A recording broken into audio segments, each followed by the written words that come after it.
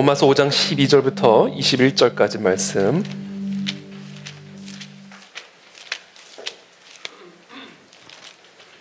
로마서 5장 12절부터 21절까지 한 절씩 교독하겠습니다.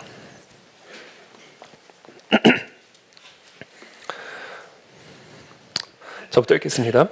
그러므로 한 사람으로 말미암아 죄가 세상에 들어오고 죄로 말미암아 사망이 들어왔나니 이와 같이 모든 사람이 죄를 지었으므로 사망이 모든 사람에게 이르렀느니라.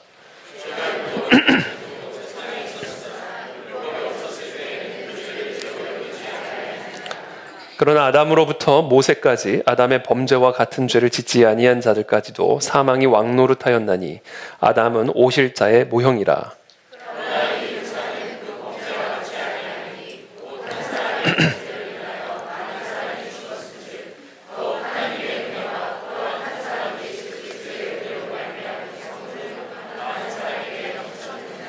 또 이 선물은 범죄한 한 사람으로 말미암은 것과 같지 아니하니 심판은 한 사람으로 말미암아 정죄에 이르렀으나 은사는 많은 범죄로 말미암아 의롭다 하심에 이름이니라.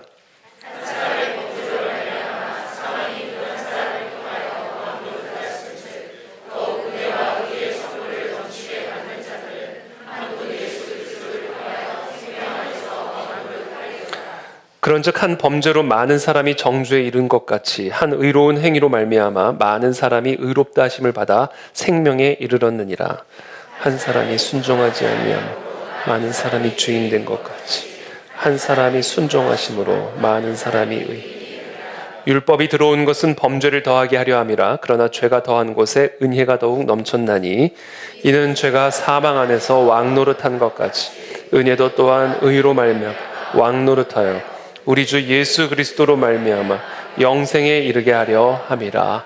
아멘. 네, 오늘 로마서 강의 11번째 말씀, 죄책감으로부터 자유하라라는 제목을 가지고 하나님의 말씀을 함께 나누겠습니다. 오늘 우리가 함께 읽은 이 본문 말씀은 사실 오늘 한 번의 설교로 다 설명하기 어려울 만큼 로마서에서 아주 중요한 그런 본문의 말씀입니다. 그래서 오늘 말씀은 특별히 죄책감으로부터 자유하라라는 주제를 가지고 말씀을 나누지만 다음 주에도 6장과 연계해서 이 말씀을 또 다시 한번 더 깊이 또 살펴보도록 그렇게 하겠습니다. 1863년 1월 1일 아브라함 링컨 미국 대통령은 미국 남부에 위치한 여러 주의 노예를 전면적으로 해방한다라는 내용의 노예 해방 선언문을 발표합니다. 그로부터 2년 후인 1865년 12월 18일 노예제도 폐지가 미국 헌법에 공식적으로 명시되면서 실질적인 노예 해방이 이루어집니다. 이때 아브라함 링컨은 이미 땅에 묻혀 있었지만 그의 말은 의사당에서부터 울려 퍼지고 또 미국 전역에 그리고 노예 농장으로까지 전달되었습니다. 전국의 신문마다 노예제도 법적으로 폐지되다라는 머릿기사가 실리게 되었습니다. 그럼에도 불구하고 남부지방의 수많은 노예들은 마치 아무 일도 일어나지 않은 것처럼 자신들에게 주어진 자유를 거부하고 계속해서 변함없이 노예 생활을 이어가고 있었습니다. 쉘비 푸트라고 하는 미국 역사가는 3권에 걸친 그의 대작 남북전쟁에서 다음과 같이 기록하고 있습니다.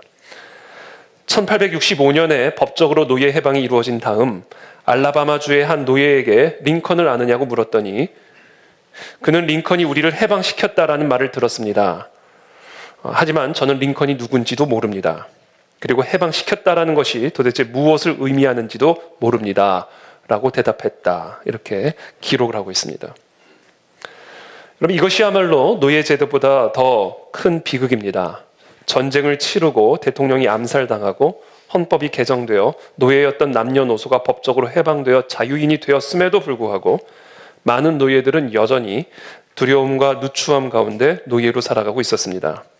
그리고 이것이야말로 대규모 농장들이 가장 원하는 바였습니다. 오늘날의 많은 그리스도인들이 이와 같습니다.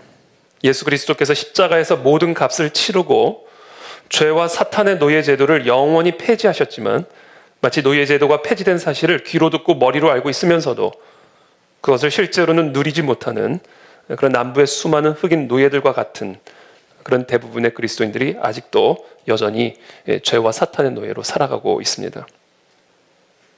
그리고 이와 같은 현실을 가장 즐기고 있을 자는 당연히 우리의 옛주인 사탄 마귀입니다. 우리가 자기의 소나기를 벗어나 자유롭게 된 것을 뻔히 알면서도 음흉한 미소를 지으면서 잘한다 그렇게 노예처럼 계속해서 살아가라 라고 우리의 귓가에 속삭이고 있는 것이죠. 이 원수는 우리가 해방되었음을 누구보다도 잘 알지만 그 사실을 증오하고 있습니다. 그래서 마귀는 우리를 예전과 같이 자신의 권세 아래 살아가게 만들기 위하여 최선을 다하고 있는데, 그것을 위한 사탄의 최고의 전략 무기 중에 하나가 무엇이냐면 바로 죄책감이라고 하는 것입니다. 우리가 예수 그리스도로 말미암아 죄 사함을 받아놓고도 정작 죄 사함의 능력을 누리지 못하게 되는 가장 핵심적인 이유는 바로 우리의 죄책감 때문에 그렇습니다. 그리고 이 죄책감과 함께 쌍을 이루고 있는 감정이 있는데 그것이 바로 낮은 자존감 또는 수치심입니다. 태초의 마귀는 아담을 통하여 이 세상에 죄만을 가지고 들어온 것이 아닙니다. 죄와 함께 죄책감이라고 하는 상처 입은 감정을 함께 가지고 들어왔습니다. 우리 로마서 5장 12절의 말씀을 함께 읽겠습니다. 시작.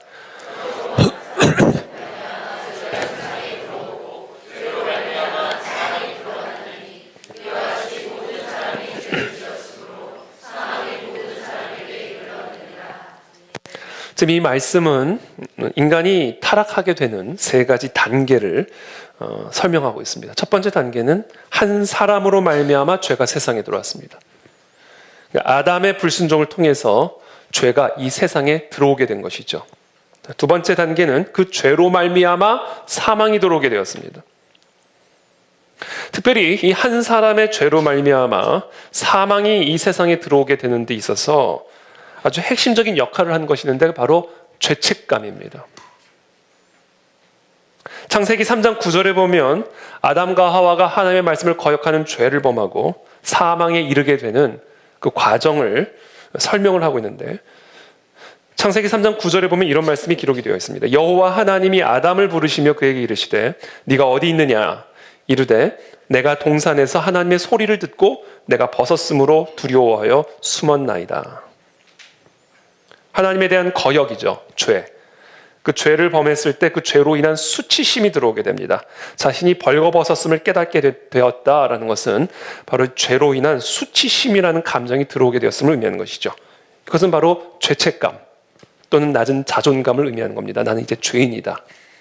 하나님의 명령을 거역한 불순종한 죄인이다 라고 하는 이 죄책감과 이 낮은 자존감이 이 아담의 마음속에 들어오게 된 것이죠.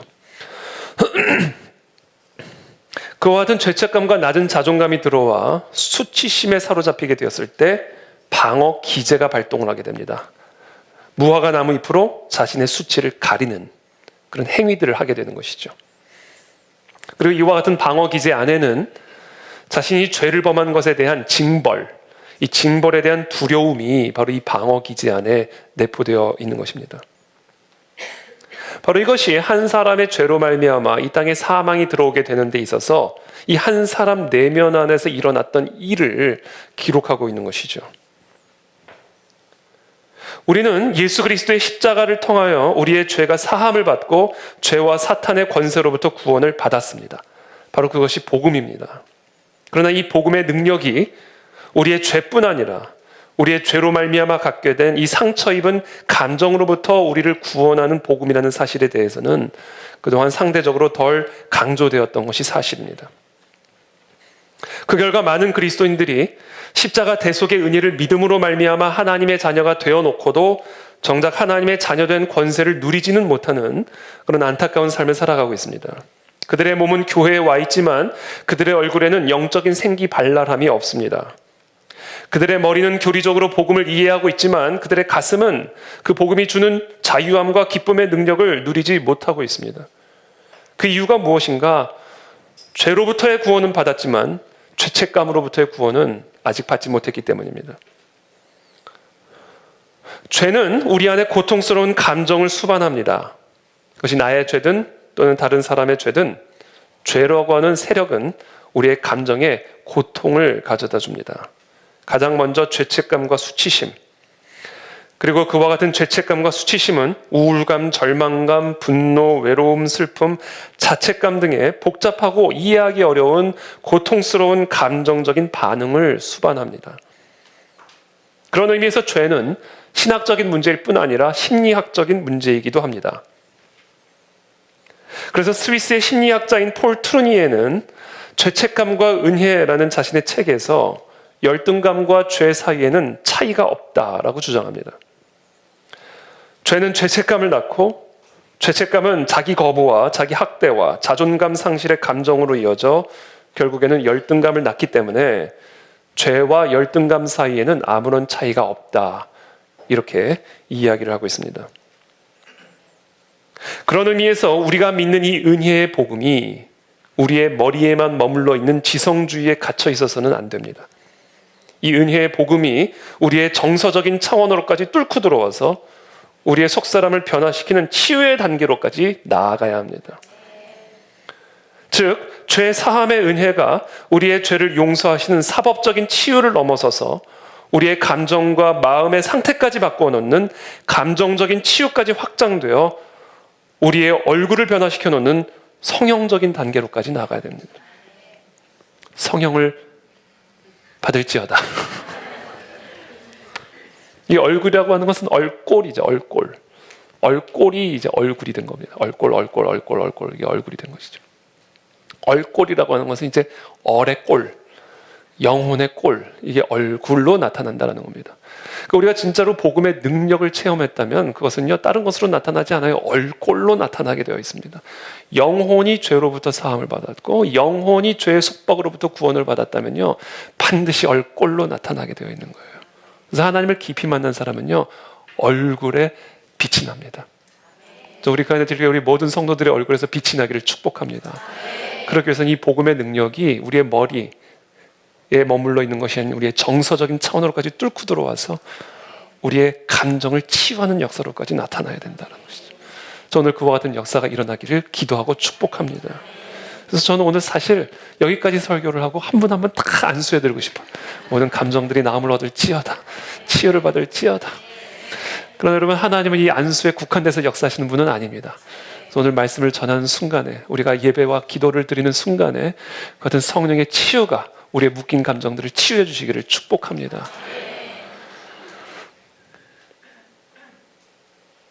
하나님의 사랑이 우리의 마음에 부은바되는 일에 가장 큰 장애물은 바로 이 죄책감이라고 하는 감정이에요. 왜냐하면 이 죄책감은 낮은 자존감이라고 하는 감정을 만들어내기 때문에, 그리고 이 낮은 자존감이라고 하는 것은 나는 사랑받을 만한 자격이 없어 라고 느끼는 감정이기 때문에 우리는 하나님의 죄사함을 받아놓고도 마음으로는 받지를 못합니다. 우리가 입으로는 하나님의 사랑을 받는다 하면서도 마음으로는 그것을 차마 받지를 못해요. 낮은 자존감이, 죄책감이 나를 향한 하나님의 사랑과 죄 사함의 은혜를 밀어내는 거예요. 그래서 하나님의 구원을 받아놓고도, 하나님의 자녀가 되어놓고도 하나님의 자녀가 되는 권세는 누리지를 못하는 거예요. 그래서 얼꼴이 어두운 거예요.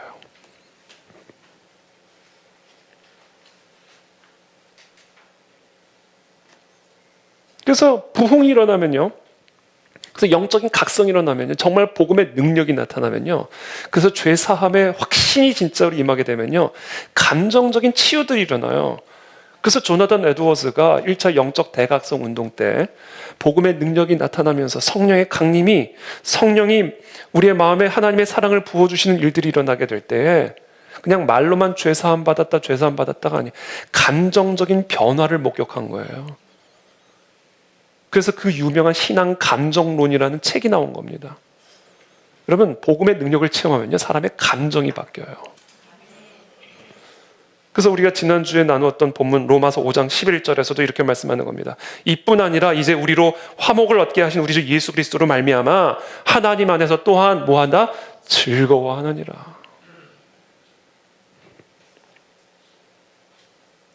태초에 아담의 심령을 찔렀던 마귀의 검은 죄라는 날만 갖고 있는 검이 아니었습니다. 죄와 죄책감이라고 하는 양날을 가진 양날의 검이었습니다.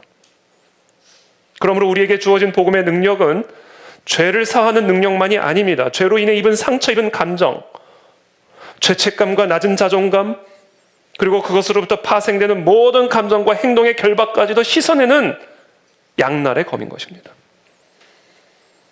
그러므로 우리가 받은 죄로부터의 구원은 이제 죄책으로부터의 구원으로까지 이어져야 합니다. 죄책으로부터의 구원이 이루어지지 않는 한 우리는 죄사함을 받고 구원을 받았음에도 불구하고 여전히 마귀의 시달림 속에서 우울과 수치의 슬픔과 절망 가운데 살아갈 수밖에 없게 되는 것이죠. 물론 성도들 안에 있는 죄책감이 하나님의 자녀가 되는 것을 막지는 못합니다. 다만 하나님의 자녀된 권세를 누리는 것을 막을 수는 있습니다. 그런 의미에서 죄책감은 저는 이렇게 표현하고 싶어요. 마귀의 최후의 발악이다. 마귀는 예수 그리스도의 십자가 사역을 막을 수는 없었어요. 그래서 예수 그리스도를 죽였지만 죽음을 이기시고 부활하심으로 마귀의 머리를 치시고 이기셨습니다. 마귀는 십자가를 통한 죄사함의 역사를 막을 수는 없었어요. 그러나 마귀가 그렇다고 포기한 것은 아닙니다. 아직 끝까지 포기하지 않고 죄책감이라고 하는 무기를 통하여 계속해서 이미 자녀된 우리로 하여금 자녀된 권세를 누리지 못하도록 최후의 발악을 하고 있는 것이죠. 저는 오늘 이 복음의 능력이 우리의 모든 염려와 두려움들을 다 내쫓게 되기를 바랍니다. 우리의 절망과 모든 수치심들을 다 내쫓게 되기를 축복합니다. 참된 기쁨과 즐거움이 오늘 우리의 심령 속에 살아날지어다. 그것을 선언하고 나가시기를 축복합니다. 오늘 마귀의 역사들 다 내모십시오. 여러분들의 감정 안에 드리워진 모든 그림자들을 예수 그리스도의 십자가로 다 대적하고 내모십시오. 그건 우리 안에 합당한 것이 아니에요.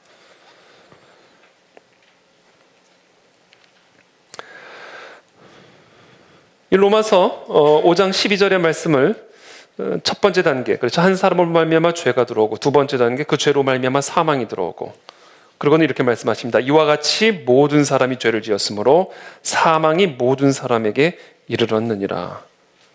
한 사람으로 말미암아 죄가 들어오고, 그리고 그 죄로 말미암아 사망이 들어왔는데, 그 한 사람의 죄와 사망이 모든 사람의 죄와 사망이 되었다. 이렇게 선언을 하고 계십니다. 자, 이것을 저는 오늘 이렇게 오늘은 좀 묵상해 보고 싶어요. 다음 주에는 조금 다르게 또 우리가 묵상을 해볼 테지만 오늘은 이렇게 묵상해 보고 싶습니다.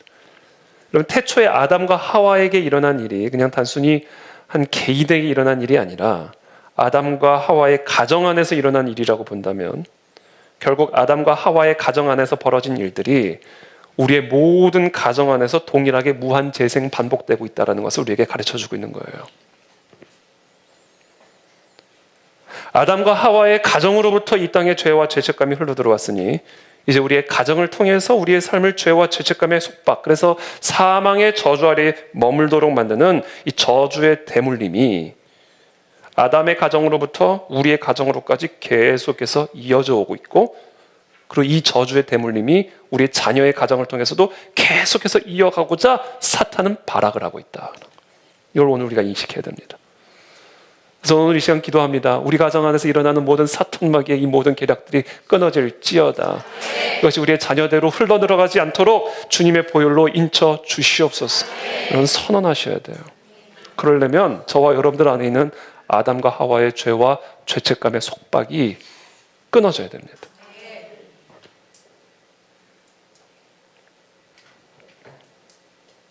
사람들은 대부분 아동기 때에 가정 안에서 무엇이 옳고 그르며 혹은 무엇이 좋고 나쁜지에 대한 선악에 대한 기준이 형성이 됩니다. 다 가정마다 선악과들이 세워져 있어요. 아담과 하와의 타락 이래로 다 각자만의 선악과들이 세워져 있는 것이죠. 사고와 이성이 형성되면서 아이들은 가장 먼저 그들의 부모로부터 그 기준들을 습득합니다. 하나님의 기준보다 부모의 기준이 언제나 우선시 되는 것이죠. 각각의 아이들은 옳고 그른 것에 대한 차이점을 이해하고 곧바로 그들이 불순종했을 때 오는 처벌이나 다른 반응들을 부모를 통해서 습득을 하게 됩니다. 어떤 가정의 기준은 너무 엄격하고 높아서 아이들이 거의 도달하지 못하는 경우도 있습니다. 그런 부모들은 절대 만족하지 못하기 때문에 아이들에게 칭찬이나 격려를 거의 하지 않습니다. 요새 우리 WCS 아이들이 중간고사 시험을 보는데 성적이 바로바로 나오는 것 같아요. 그래서 수학을 잘 봤다 그러더라고요. 그래서 90점 받았다, 95점 받았다, 누구는 뭐 100점 받았다 그러더라고요. 우리가 성적표를 받을 때 어떤 느낌이 드세요? 성적표를 받으면 80점을 받으면 80점도 잘한 거잖아요. 아니에요? 90점을 받아도 잘한 거잖아요. 근데 우리가 참 많은 높은 기대치가 있어가지고 90점을 받아와도 만족이 되지 않죠. 좀만 더 하면 100점 받을 수 있어. 이렇게 얘기를 하죠. 너 아빠 성격 모르냐? 이렇게 되는 거죠. 높은 기준. 높은 기준.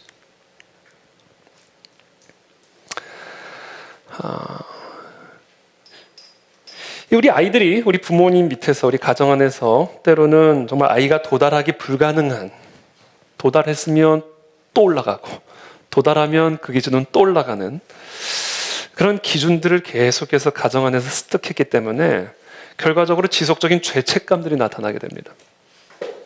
자기 비난, 자기 비판, 열등감에 시달리게 되죠. 그리고 이런 아이들은 그들의 부모를 기쁘게 하기 위해서 필사적으로 노력하지만 결코 그 기준에 도달하지 못하고 실패에 대한 죄의식을 항상 느끼며 평생을 정신적인 학대 속에서 살아가죠. 왜냐하면 부모로부터 습득된 기준은 이러한데 자기가 도달할 수 있는 위치는 여기밖에 되지 않기 때문에 이 아이는 아무리 노력을 해도 실패자고, 그래서 거기서부터는 죄책감 속에 끊임없는 정신적 학대를 스스로 가하면서 살아가게 되는 것이죠.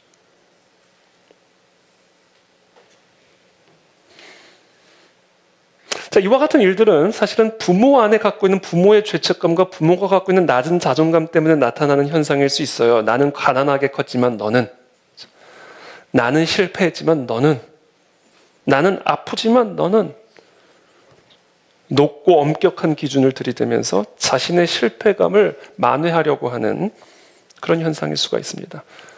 또 그런 높고 엄격한 기준, 부모의 죄책감과 낮은 자존감으로부터 오는 그런 높고 엄격한 기준은 우리 자녀들에게 또 다른 죄책감을 가져다 줌으로써 죄책감과 낮은 자존감의 대물림이 계속해서 이어져 가게 만드는 것이죠. 이게 끊어져야 됩니다, 여러분. 여러분, 이런 모양이든 어떤 모양이든 우리의 가정 가운데 흐르고 있는 다양한 형태의 죄책감과 낮은 자존감의 대물림이 끊어지기를 축복합니다. 하나님의 은혜가 지배하게 하십시오. 하나님의 은혜가.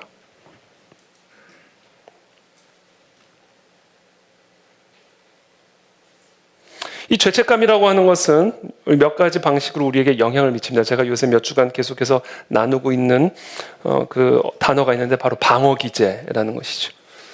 우리 안에 죄책감이 들어오게 되면요, 그것이 나의 죄 때문이든 누구의 죄 때문이든 나의 죄로 인한 죄책감을 가질 수도 있고요, 누군가가 나에게 죄책감을 계속해서 불어넣는 거, 그것밖에 못해, 그게 다야, 그렇죠? 이런 식의 다양한 종류의 죄책감과 수치심들이 계속해서 내 안에 들어오게 되는 것이죠. 그때 우리 안에는 방어기제가 발동을 하게 됩니다. 나를 방어하기 위한. 이런 방어기제들이 사실 우리의 삶을 역기능적으로 바꿔버리는 거예요. 우리의 가정을 역기능적으로 만들어가는 겁니다. 사람들이 갖고 있는 방어기제 가운데 대표적인 것이 바로 억압입니다. 이것은 내 마음속에 찾아오는 이런 고통스러운 감정들을 쉽게 차단하기 위한 방법이에요. 나의 죄로 인한 죄책감이든 아니면 누군가에 의해서 내 안에 죄책감을 계속해서 불어넣는 것이든 여하튼 간에 내 안에 죄책감, 수치심, 그것으로 파생되는 다양한 고통스러운 감정들을 차단하기 위한 가장 간단한 방법이 바로 억압이라는 방법을 통해서 이루어집니다. 예를 들면 죄책감이 들 때, 수치심이 들 때 화를 내버림으로써 차단시켜버리는 거예요. 분노죠, 분노. 쉽게 화를 내는 사람들의 경우에 마음 안에 죄책감과 낮은 자존감에 시달림을 받고 있는 사람일 경우가 있습니다. 그걸 점검해야 된다는 거예요. 자신의 행동을 정당화하기 위해 변명거리를 찾는 것이죠. 변명. 그래서 이 사람은 어떤 상황 속에서 철저하게 자기를 방어할 수 있는 논리 체계가 정확하게 구축이 되어 있어요. 어디를 찔러도 정확하게 자기를 방어하는 논리가 나와 있어요. 강팍이죠. 또는 때로는 사람들을 멀리해 버립니다. 고립이죠.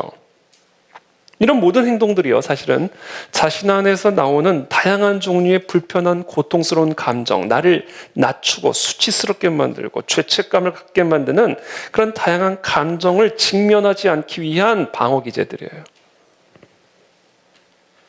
또 다른 방어 기제가 있는데 투사라고 하는 것이 있습니다. 이 투사라고 하는 것은요, 내 안에 정말 내가 인정하고 싶지 않은 특징들이 있어요. 나를 낮게 만들고, 나를 수치스럽게 만들고, 나를 고통스럽게 만드는 그런 특징들이 있어요. 내가 너무 싫은 나의 특징들이 있어요.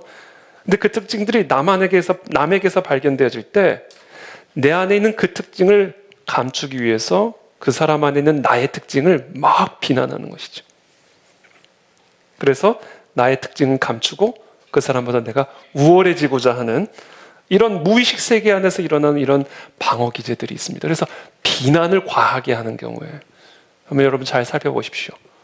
그 비난을 가하는 그 주제가 여러분들 안에 있는 그것이 아닌지는 우리가 한번 살펴볼 필요가 있습니다. 자, 이런 것들이 다 우리 안에서 나타나게 되는 방어 기제들이에요. 상처 입은 감정, 우리로 하여금 죄와 죄책감 그리고 사망의 굴레 안에 묶여있게 만드는 그런 감정들입니다. 자, 이런 방어 기제들, 또 어떤 반응들이 나타날 수가 있냐면 자책. 이 죄책감은 자책으로 나타나죠. 나는 그래도 나는 그런 대우를 받을 만한 가치가 없는 사람이야. 이렇게 스스로를 비하하고 자책하는 그런 입장에 서게 됩니다. 바로 그것이 내 안에 있는 죄책감과 수치심, 낮은 자존감이 가져다주는 반응들이에요. 그래서 그런 경우에는 다른 사람들의 칭찬을 잘 받아들이지를 못합니다. 왜냐하면 나는 칭찬을 받을 만한 자격이 없다라고 스스로 칭찬을 거부하면서 자책하는 거예요. 내 안에 있는 죄책감, 수치심을 달래주는 겁니다. 왜냐하면 칭찬을 받으면 죄책감이 더 커지거든요. 또는 자신을 위한 기쁜 여가 활동을 스스로 피합니다. 자기를 기쁘게 하는 여가 활동을 타부시 여겨요. 나는 그럴 만한 사람이 아니야. 나를 기쁘게 그런 여가 활동을 하면 안 돼.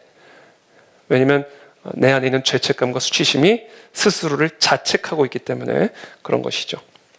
예를 들면 이런 거예요. 제가 어렸을 때 저녁 식사 후에 옆집에 있는 우리 옆집 아저씨가 되게 우리 친하게 지냈었는데 옆집 아저씨가 저녁 후에 그 아이스크림을 사준다고 다 나오라는 거예요. 동네 아이들 다. 그래서 저도 나갔어요. 그래서 아저씨를 따라 아이스크림 집에 가서 이제 아이스크림을 사 먹는데 그때 마침 제 동생이 학원에 가서 없었습니다. 그래서 제가 가야 되나 말아야 되나 고민을 하다가 갔을까요, 안 갔을까요? 갔습니다. 가서 먹으려고 하는데 먹어지지가 않는 거예요. 동생 생각에. 정말 착하죠. 끝내주면 돼요. 동생 생각에 넘어가지가 않는 거예요. 그래서 다른 애들은 다 먹는데 저는 혼자 먹지 않고 집에 돌아왔어요. 그렇죠? 이거는 제가 약간 저를 미화하는 에피소드긴 한데 이런 패턴의 자책이 우리 안에 있을 수 있다. 내가 동생을 두고 못 먹지. 이렇게 되는 거죠.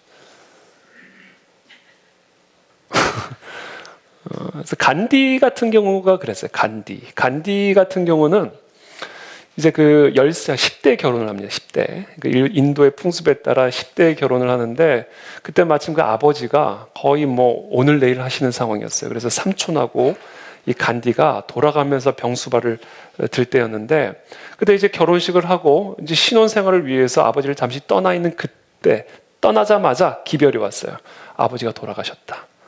그래서 간디 마음에 어마어마한 그 자책감이 들어오게 되는 거죠. 내가 신혼생활을 누리기 위해서 아버지를 떠나 아버지가 죽었다. 그래서 많은 심리학자들은 간디의 심리를 패턴을 분석을 할 때 바로 그와 같은 자책이 평생을 무소유와 비폭력으로 개혁하려고 했던 어떤 그런 행동을 만들어내는 동력이 되었다고 이야기를 합니다. 자책이에요, 자책. 스스로를 기쁘게 하는 일을 포기하는 거죠. 때로는 이런 자책이 사람을 우울하게 만들 수도 있고 또 자살 충동을 느끼게도 만들 수가 있습니다. 이와 같은 자책은 특별히 우리 가정 안에서 아동기 때 생겨납니다. 스스로를 막 자책하는 거죠.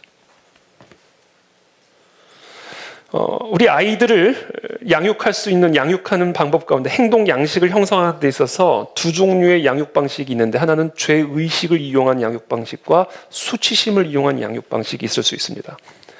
죄의식을 이용하는 양육 방식은 우리 아이들이 불순종을 하거나 나약하거나 실패들을 했을 때 그것을 정확하게 지적하고 나서 어떻게 다르게 행동해야 되는지를 가르쳐 주는 거예요. 그러나 수치심을 이용하는 양육 방식은 무엇이냐면, 네가 그러니까 바보 소리 듣는 거야, 이렇게 되는 거야. 그래서 네가 제대로 살겠어? 그래서 네가 제대로 밥벌이나 하겠니? 라고 하는 이 수치심을 불어넣는 방식으로 양육을 하는 거예요. 그러니까 네가 이렇게 성적표를 받아오는 거지, 이렇게 되는 거죠.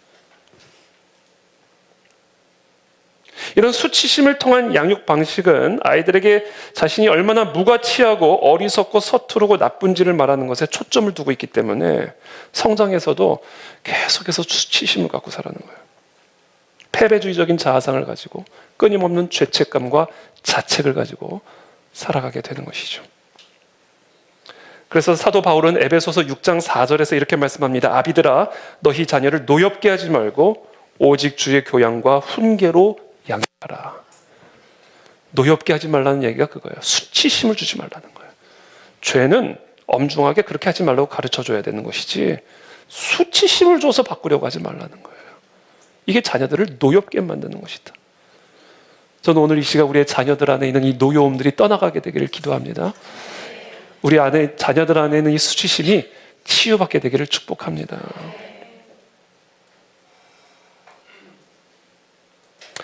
또 이런 경우에 자책감이 생긴대요.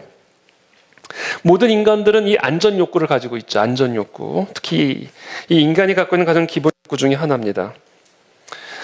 그런데 유년 시절이나 청소년기에 부모의 이혼이나 부모의 죽음을 경험했을 때 이런 것들이 정신적 외상을 가져다 준다는 거죠. 왜냐하면 안전적인 욕구, 안전 욕구가 완전히 와해되기 때문에 나를 보호하고 나를 부양할 가족이 파괴되었다라는 이 느낌은 우리가 선뜻 이해는 되지 않지만 우리 아이들에게 자책감을 가져다 준다. 이만큼 사람의 감정이라는 것은요, 합리적으로 이해가 안 돼. 아니, 왜 부모가 이혼하고 부모가 죽었는데 그게 왜 자기 책임이에요? 근데 아이들은 그렇게 느낀다. 이게 한 사람의 죄로 말미암아 죄책이 들어왔을 때 그것으로 파생되는 다양한 감정들이 사람의 감정을 이렇게 사망의 굴레에 묶어버리게 된 거예요.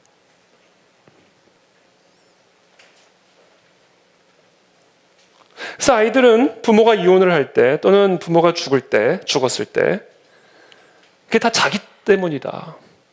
내가 더 잘했으면 우리 부모가 이혼 안 했을 텐데. 이렇게 생각. 내가 방 청소를 더 잘했으면 우리 부모님이 이렇게 일찍 돌아가시지 않으셨을 텐데. 이해가 되지 않지만, 논리적이지 않지만 우리 아이들은 그렇게 생각한다라는 거예요.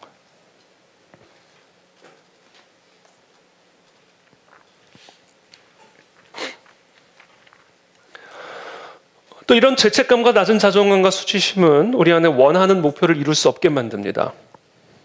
사업 감각이 아주 뛰어난 친구가 있었습니다. 그러나 그의 아버지는 항상 이 친구에게 이런 막말을 퍼붓습니다.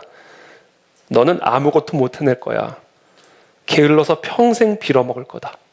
이거 아버지가 아들에게 할 말이 아니죠. 그러나 이 아들은 사업 감각이 뛰어난 훌륭한 사람이었음에도 불구하고 아버지로부터 끊임없는 이와 같은 거의 욕설에 가까운 이런 막말을 끊임없이 들어야만 했습니다. 그래서 그 아들의 길을 항상 꺾어놨어요. 그래서 어떤 이상한 일들이 일어나냐면 목표가 눈앞에서 이루어지려고 할 때마다 일부러 그 일을 망쳐버려요. 아니면 덜덜 떨면서 그 일이 망쳐집니다. 아버지의 이 비난과 아버지의 이 막말이 성공을 두려워하게 만든 거예요. 아버지가 걸어놓은 최면에서 벗어나지를 못하는 것이죠. 이것이 한 사람의 죄로 말미암아 죄책이 들어왔을 때 낮은 자존감과 수치심으로 말미암아 다양한 감정들이 우리의 감정을 묶어서 사망의 굴레와 속박에 묶어버리는 그런 예들입니다.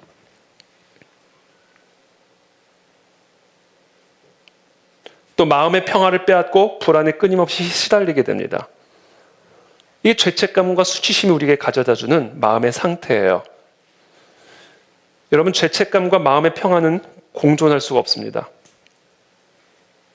우리 안에 죄책감과 수치심이 들어오게 되면 직장 생활이나 가정 경제나 대인 관계에 아무런 문제가 없더라도 마치 불길한 일이 생겨날 것처럼 막연히 불안하고 초조한 마음을 가질 수가 있게 됩니다.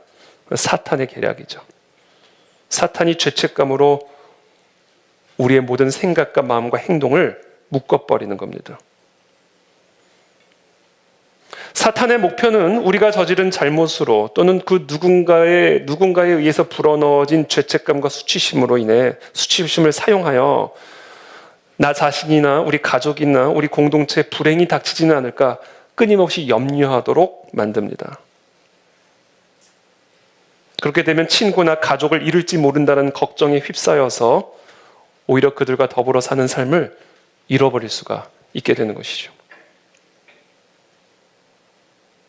마지막으로 한 가지만 더 말씀을 드리면 이와 같은 죄책감과 수치심은 우리의 육체와 정신을 병들게 만듭니다. 여러분, 긴장이 이 내적인 긴장이 계속해서 쌓이게 되면요, 몸이 쇠약해집니다.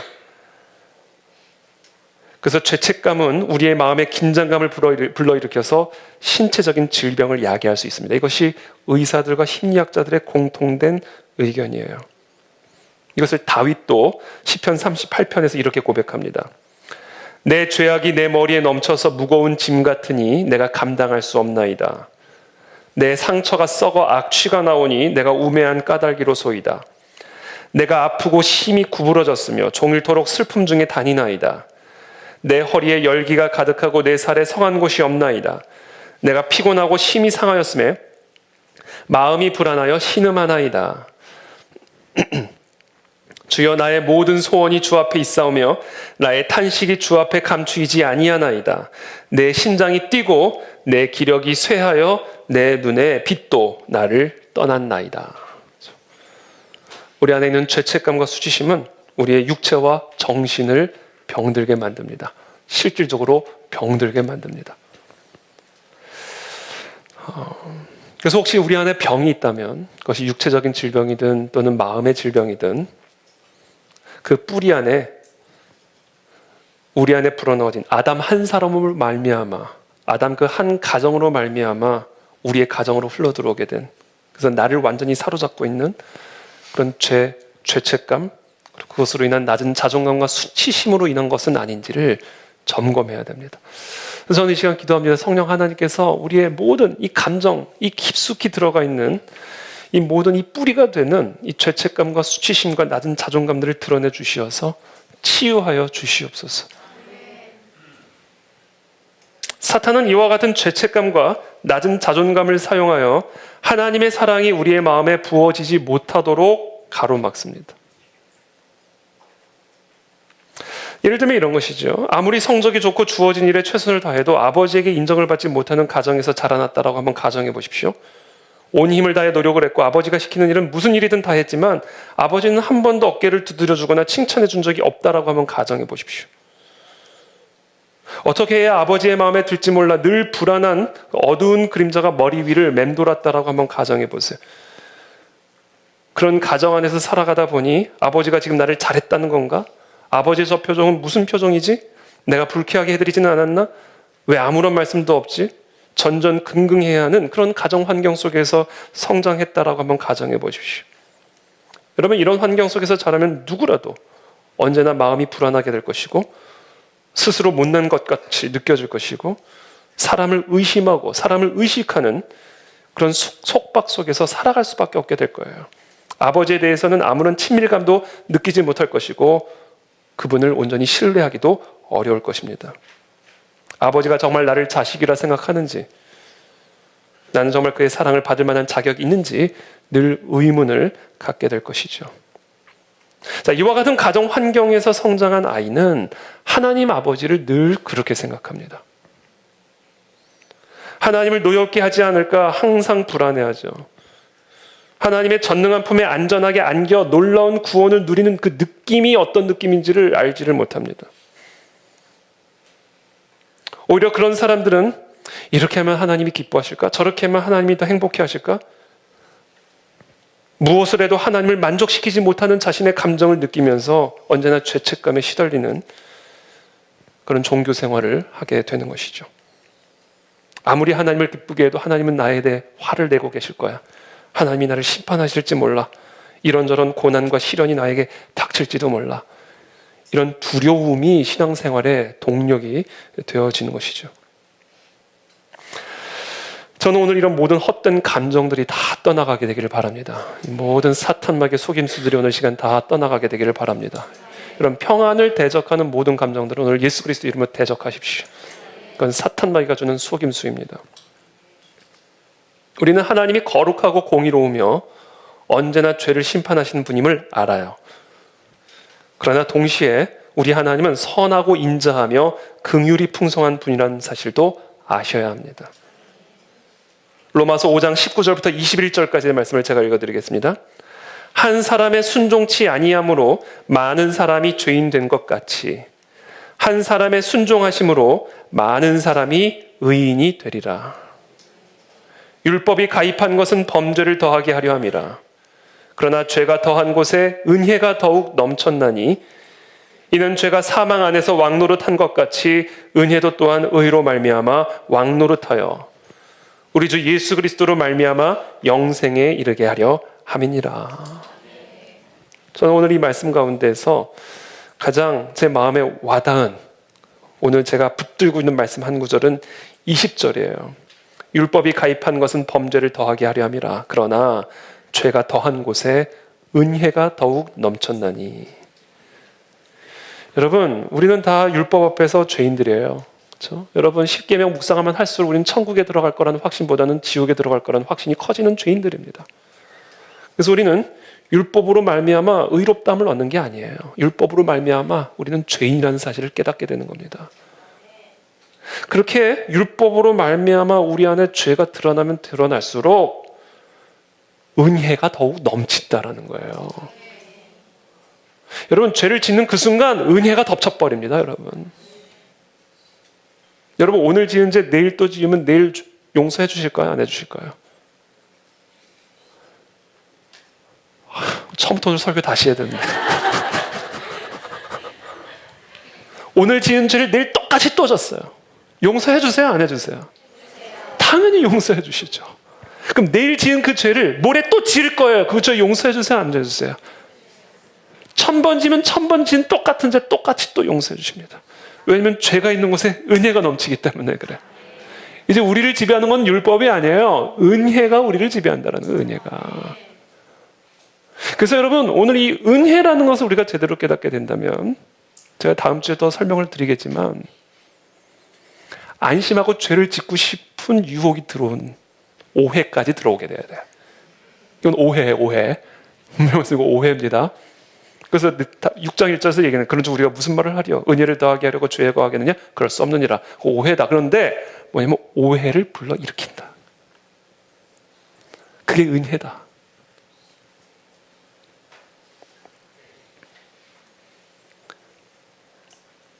그래서 저는 오늘 저와 여러분들이 다 이 죄책감과 수치의 속박으로부터 자유해지게 되기를 바랍니다. 여러분 솔직히 말해서 우리가 오늘 지은 죄 내일 또 지어요? 안 져요? 져요.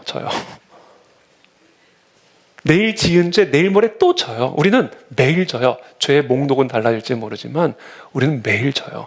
그런데 여러분 매일매일 은혜가 넘쳐요. 왜냐면요 우리를 지배하고 있는 건 율법이 아니에요.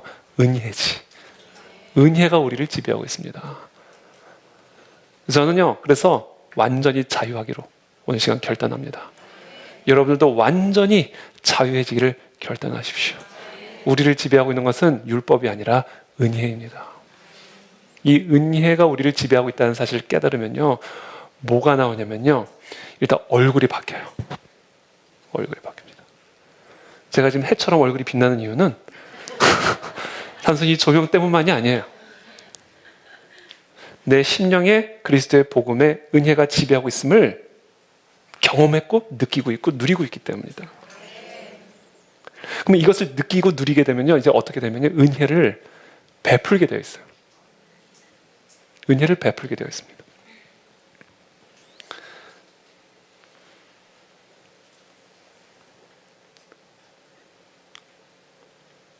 예수님 말씀하시죠. 율법을 녹이면 뭐만 남느냐면 두 가지 계명이 남는다고 말씀하셨어요. 하나님을 사랑하고 이웃을 내 몸과 같이 사랑하라 이렇게 말씀하셨어요. 여러분, 우리가 하나님을 사랑할 수 있어요? 아니에요. 하나님의 사랑을 받아들일 때 그것에 대한 반응으로 하나님을 사랑하는 겁니다. 하나님의 사랑은 십자가에서 우리에게 온전히 나타났어요. 그 십자가의 그 대속의 은혜를 받아들일 때, 그래서 내 모든 주홍빛 같은 붉은 죄들이 흰 양털처럼 희게 되었다. 그래서 모든 죄책감과 수치심과 낮은 자존감으로부터 벗어나게 되었음을 완전히 믿음으로 받아들일 때, 그때 우리가 하나님을 온전하게 사랑하게 되는 거예요. 그렇게 하나님을 온전히 사랑하게 될 때 어떤 일이 일어나냐면, 이웃을 사랑하기 전에 뭐를 먼저 사랑한다고요? 내 몸과 같이 사랑하라는 거예요. 그러니까 여러분, 그 두 계명은 엄밀하게 말하면 두 계명이 아닙니다. 세 계명입니다. 하나님 사랑, 그 다음에 나 사랑이에요. 그리고 나를 사랑할 때 이웃을 사랑하게 되는 겁니다. 나를 사랑하지 못하게 만드는 게 바로 죄거든요. 나 같은 더러운 죄인, 이게 나를 사랑하지 못하게 만드는 거예요. 나같이 무능한 죄인, 이게 나를 사랑하지 못하게 만드는 거예요. 근데 여러분, 십자가에서 죽으시고 죽음을 이기시고 부활하신 그 예수 그리스도의 은혜가 나의 무능함을 다스리고 계시고, 그 예수 그리스도의 은혜가 나의 옛 죄를 다스리고 계시고, 그 그리스도의 은혜가 나의 모든 수치와 죄책감을 다스리고 계신다는 사실을 깨닫게 될 때, 그때 비로소 나는 나를 사랑할 수가 있게 되는 거예요. 그래야 내가 사랑하게 된다는 겁니다. 그러니까 사랑하지 못하는 이유는 나를 사랑하지 않기 때문이요. 나를 사랑하지 못하는 이유는 복음의 능력이 아직 내 감정을 완전히 치유를 못한 거예요. 그래서 오늘 말씀 여기까지 하고요. 우리가 함께 기도하며 나가기로 합니다. 이 성령의 치유가 진정으로 오늘 20년 가운데 일어나게 도와주십시오. 정말 마음 같아서는 한 분 한 분 다 안수해드리고 싶지만, 그러나 하나님, 오늘 이 시간 우리가 함께 우리 스스로 우리의 가슴에 손을 얹고 기도할 때에 성령의 생수가 우리를 묶고 있는 모든 죄책과 수치로부터 자유하게 도와주옵시고, 하나님, 은혜가 지배하고 다스리는 것임을 심령으로 깨달아 아는 역사를 허락하여 주시옵소서. 우리의 마음과 생각과 감정을 괴롭히는 모든 사단마귀의 속임수들은 떠나갈지어다. 이 시간 십자가의 대속의 피로 말미암는 성령의 생수로 우리 모두가 새롭게 살아나는 역사를 허락하여 주시옵소서. 함께 주여 한번 부르짖고 기도하며 나가도록 하겠습니다. 주여